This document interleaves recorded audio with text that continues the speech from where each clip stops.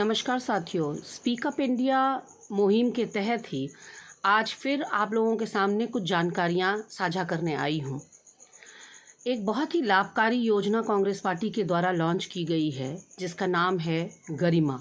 इस गरिमा मिशन के तहत जितनी भी महिलाएं श्रमिक ट्रेनों में सफ़र कर रही हैं, बस में सफ़र कर रही हैं, पैदल सड़कों पर चल रही हैं, उनके पास खाने के लिए पैसा नहीं है, तो वो अपनी माहवारी के दौरान सैनिटरी पैड्स या नैपकिन्स कहाँ से लाएंगी, ये संवेदनशीलता दिखाते हुए कांग्रेस पार्टी ने लगभग 25 लाख सैनिटरी नैपकिन्स बांटने का एक टारगेट अपने सामने रखा हुआ है और वो मिशन हमारा शुरू हो चुका है।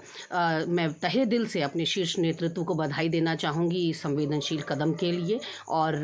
महिलाओं के प्रति आपने ये सोच रखी, इसके लिए भी आप साधुवाद के पात्र हैं। एक तरफ नरेंद्र मोदी सरकार है जो इसेंशियल कमोडिटी लॉकडाउन के दौरान जो ज़रूरी सामान की जो लिस्ट बनाई गई, जिसकी दुकानें खुलनी थी, जैसे दूध है, ब्रेड है, आटा है, चावल है, ये इसेंशियल कमोडिटी में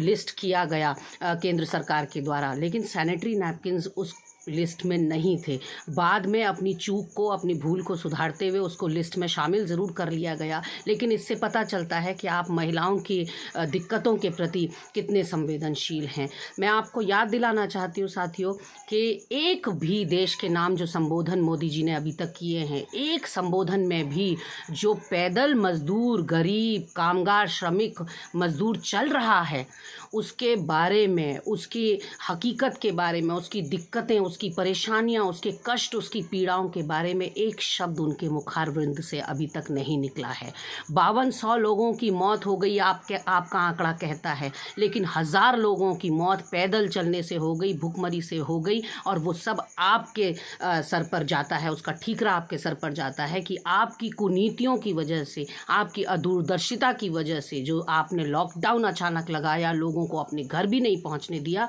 उसकी वजह से लगभग 1000 मौतें और हो चुकी हैं देश के अंदर। लोग आत्महत्या कर रहे हैं, उनके व्यापार ठप हो गए हैं। मैं मोदी जी से कहना चाहती हूँ, रहम कीजिए। Stand up India, startup India, made in India, make in India, shining India, new India, इन जुमलों की बरसात आपने करी, पर जो शाइनिंग इंडिया का सच है, नंगा सच, वो आज सड़कों पर दिखाई पड़ रहा है। भारत देश के किसी भी हाईवे पे चले जाइए, आपको नंगी तस्वीर दिख जाएगी कि भारत कितना चमचमा रहा है, कितना शाइनिंग कर रहा है, और यही शायद न्यू इंडिया है जिसकी आप अच्छे दिन की बात करते थे। साथियों, मैं आपसे कहना चाहती हूँ कि जो सेंट्रल विस्टा प्रोजेक्ट है जिस पर केंद्रीय सरकार काम कर रही है, इसकी लागत है 2,50,000 रुपया।